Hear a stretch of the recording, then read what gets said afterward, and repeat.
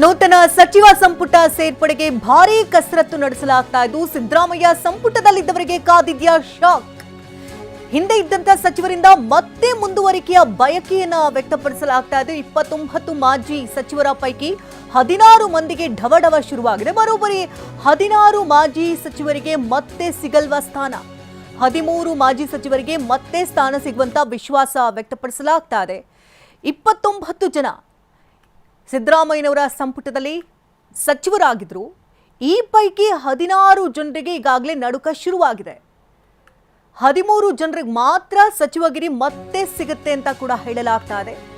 ಮತ್ತೊಮ್ಮೆ ಸಂಪುಟ ಸೇರ್ಪಡೆ ವಿಶ್ವಾಸದಲ್ಲಿ 13 ಶಾಸಕರಿದ್ದಾರೆ. Krishna Byregowda, Priyank Kharge, Satish Jarkiholi, KJ George, Eshwar Khandre, MB Patil, doctor G Parameshwar, HK. Patil, Shivaraj Tangadagi, KH Muniyappa, Mankal Vaidya ಹಾಗೆ ಸಂತೋಷ್ ಲಾಲ್ ಹಾಗೆ ದಿನೇಶ್ ಗುಂಡೂರಾವ್ಗೆ ಮತ್ತೆ ಆಯ್ಕೆಯಾಗುವಂತಹ ನಿರೀಕ್ಷೆಗಳಿದೆ. 29 ಜನರ ಪೈಕಿ 13 ಜನರು ಆಯ್ಕೆಯಾಗುವುದು ಬಹುತೇಕ ಖಚಿತ ಅಂತ ಹೇಳಲಾಗ್ತಾ ಇದ್ದು, ಇನ್ನು 16 ಜನರಿಗೆ ಕೋಕ್ ಕೊಡಲಾಗ್ತಾ ಇದೆ. ಹಾಗಾಗಿ 16 ಜನರು ಕೂಡ ಈಗ ಸರ್ಕಸ್ ಅನ್ನ ಮಾಡ್ತಿದ್ದಾರೆ. 4 ಡಿಸಿಎಂ ಸ್ಥಾನದ ಬಗ್ಗೆ ಡಿಸಿಎಂ ಸ್ಥಾನ ಪಡೆಯೋದಕ್ಕೆ ಕಾಂಗ್ರೆಸ್ ನಾಯಕರಲ್ಲಿ ಈಗ ಫೈಟ್ ನಡೀತಾ ಇದೆ. ಸಮುದಾಯದ ಶಾಸಕರ ಬೆಂಬಲವನ್ನು ಪಡೆಯೋದಕ್ಕೆ ಪ್ಲಾನ್ ಅನ್ನ ಕೂಡ ಮಾಡಲಾಗ್ತಾ ಇದ್ದು, ನಿನ್ನೆ ಲಿಂಗಾಯತ ಶಾಸಕರ ಜೊತೆಗೆ ಖಂಡ್ರೆ ಭೋಜನಕೂಟವನ್ನ ಮಾಡಿ ಡಿಸಿಎಂ ಸ್ಥಾನವನ್ನ ಪಡೆಯೋದಕ್ಕೆ ಬೆಂಬಲಿಸುವಂತೆ ಖಂಡ್ರೆ ಮನವಿಯನ್ನು ಮಾಡಲಾಗ್ತಾ ಇದ್ದು, 4 ಡಿಸಿಎಂ ಸ್ಥಾನದ ಬಗ್ಗೆ ಹೈಕಮಾಂಡ್ ಮಟ್ಟದಲ್ಲಿ ಈಗಾಗಲೇ ದೊಡ್ಡ ಮಟ್ಟದಲ್ಲಿ ಚರ್ಚೆ ಆಗ್ತಾ ಇರೋದ್ರಿಂದಾಗಿ ಡಿಸಿಎಂ ಸ್ಥಾನವನ್ನ ಪಡೆಯೋದಕ್ಕೆ ಕಾಂಗ್ರೆಸ್ ನಾಯಕರಲ್ಲಿಯೇ ಫೈಟ್ ಶುರುವಾಗಿದೆ. ಸಮುದಾಯದ ಶಾಸಕರ ಬೆಂಬಲವನ್ನು ಪಡ್ಕೊಳ್ಳೋದಕ್ಕೆ ಈಗಾಗಲೇ ನಾಯಕರು ಪ್ಲಾನ್ಗಳನ್ನು ಮಾಡಿಕೊಳ್ತಿದ್ದಾರೆ. ನಿನ್ನೆಯಷ್ಟೇ ಲಿಂಗಾಯತ ಶಾಸಕರ ಜೊತೆಗೆ ಖಂಡ್ರೆ ಭೋಜನಕೂಟವನ್ನ ಏರ್ಪಡಿಸಿದ್ರು. ಡಿಸಿಎಂ ಸ್ಥಾನ ಪಡೆಯೋದಕ್ಕೆ ಬೆಂಬಲ ಕೋರಬೇಕು ಅನ್ನೋ ನಿಟ್ಟಿನಲ್ಲಿ ಖಂಡ್ರೆ ಮನವಿಯನ್ನು ಮಾಡಿಕೊಂಡಿದ್ದಾರೆ. ಲಿಂಗಾಯತ ಸಮುದಾಯದ ಶಾಸಕರಲ್ಲಿ ಖಂಡ್ರೆ ಮನವಿಯನ್ನು ಮಾಡಿಕೊಂಡಿದ್ದು, ಹೈಕಮಾಂಡ್ ನಾಯಕರ ಮೇಲೆ ಒತ್ತಡ ಹೇರುವಂತೆ ಮನವಿಯನ್ನು ಮಾಡಿಕೊಳ್ತಿದ್ದಾರೆ. ಇವಾಗ ಇನ್ನಷ್ಟು ಡೀಟೇಲ್ಸ್ ಅನ್ನ ಪಡ್ಕೊಂಡು ನೇರ ಸಂಪರ್ಕದಲ್ಲಿ ಹರೀಶ್ ಇದ್ದಾರೆ. ಹರೀಶ್, 4 ಡಿಸಿಎಂ ಸ್ಥಾನದ ಬಗ್ಗೆ ಈಗಾಗಲೇ ಹೈಕಮಾಂಡ್ ಮಟ್ಟದಲ್ಲಿ ಚರ್ಚೆಗಳಾಗ್ತಾ ಇದೆ.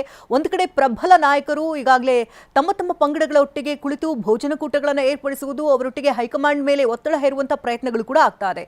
ಏನೆಲ್ಲ ಬೆಳವಣಿಗೆಗಳಾಗ್ತಾ ಇದೆ? ಶಕುಂತಲಾ, ಸಿಎಂ ಸ್ಥಾನಕ್ಕೆ ಸಿದ್ದರಾಮಯ್ಯವರು ರಾಜೀನಾಮೆ ಕೊಡುವ ಮೂಲಕ ರಾಜ್ಯ ಕಾಂಗ್ರೆಸ್ನಲ್ಲಿ ಇದ್ದಂತಹ ನಾಯಕತ್ವ ಬದಲಾವಣೆಯ ಗೊಂದಲ ಪರಿಹಾರ ಆಗಿರುವಂತಹದ್ದು. ಈಗ ಹೊಸ ನಾಯಕನ ಆಯ್ಕೆಯನ್ನು ಮಾಡಬೇಕಾಗಿದೆ. ಈಗ ಸರ್ಕಾರ ರಚನೆಗೆ ಈಗ ಕಾಂಗ್ರೆಸ್ನಲ್ಲಿ ಸರ್ಕಸ್ಗಳು ನಡೀತಾ ಇದೆ.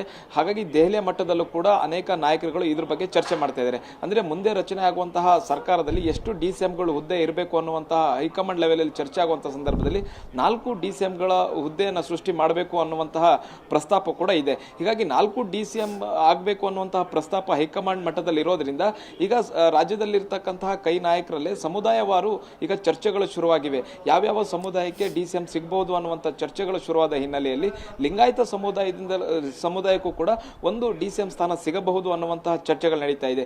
ಹೀಗಾಗಿ ಲಿಂಗಾಯತ ಸಮುದಾಯದ ಕೈ ಮುಖಂಡರಲ್ಲಿ ಈಗ ಪೈಪೋಟಿ ಶುರುವಾಗಿರುವಂತಹದ್ದು. ಹೀಗಾಗಿ ಈಶ್ವರ್ ಖಂಡ್ರೆ ಅವರು ಡಿಸಿಎಂ ಸ್ಥಾನಕ್ಕೆ ಪ್ರಬಲ ಆಕಾಂಕ್ಷಿಯಾಗಿದ್ದಾರೆ. ಹೈದರಾಬಾದ್ ಕರ್ನಾಟಕದಲ್ಲಿ ಡಿಸಿಎಂ ಸ್ಥಾನಕ್ಕಾಗಿ ನನಗೆ ಡಿಸಿಎಂ ಸ್ಥಾನ ಸಿಗಬೇಕು ಅನ್ನುವಂತಹ ನಿಟ್ಟಿನಲ್ಲಿ ಅವರು ಪ್ರಯತ್ನವನ್ನು ಮಾಡ್ತಿದ್ದಾರೆ. ಹಾಗಾಗಿ ಲಿಂಗಾಯತ ಸಮುದಾಯದ ನಾಯಕರುಗಳನ್ನ ಶಾಸಕರುಗಳನ್ನ ನಿನ್ನೆ ಸಭೆಗೆ ಸೇರಿಸಿದ್ದಾರೆ. ಭೋಜನಕೂಟ ಸಭೆಯನ್ನ ಆಯೋಜನೆ ಮಾಡಿದ್ರು ಈಶ್ವರ್ ಖಂಡ್ರೆ ಅವರು.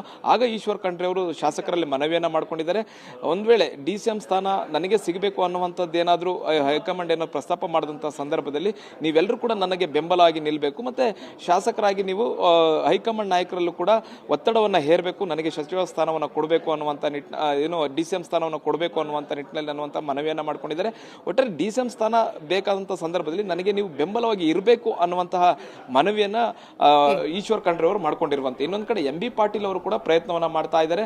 ಎಂಬಿ ಪಾಟೀಲ್ ಅವರು ಕೂಡ ಶಾಸಕರುಗಳಿಗೆ ಕರೆಯನ್ನ ಮಾಡಿ, ಲಿಂಗಾಯತ ಶಾಸಕರು ಅದರಲ್ಲೂ ಕರೆಯನ್ನ ಮಾಡಿ ನನಗೆ ಬೆಂಬಲವಾಗಿ ನಿಲ್ಲಬೇಕು ಅನ್ನುವಂಥ ನಿಟ್ಟಿನಲ್ಲಿ ಅವರು ಕೂಡ ಮನವಿಯನ್ನ ಮಾಡ್ಕೊಳ್ತಾ ಇದ್ದಾರೆ. ಹೀಗೆ ಸಮುದಾಯವಾರು ಡಿಸಿಎಂ ಸ್ಥಾನ ಪಡೆಯೋದಕ್ಕೆ ಪೈಪೋಟಿ ಶುರುವಾಗಿರುವಂತಹದ್ದು. ಶಕುಂತಲಾ, ಧನ್ಯವಾದ ಹರೀಶ್, ತಮ್ಮ ಡೀಟೇಲ್ಸ್ಗಾಗಿ.